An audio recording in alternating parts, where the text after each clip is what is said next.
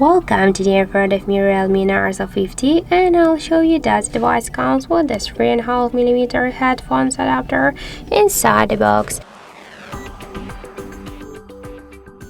So let's just first open the box here, and after that let's just check.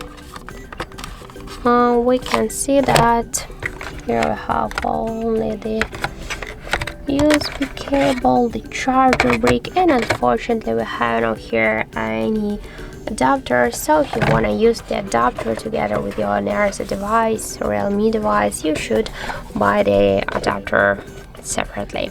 That's it. Thank you for watching, and if you find this video helpful, don't forget to leave a like, comment, and to subscribe our channel.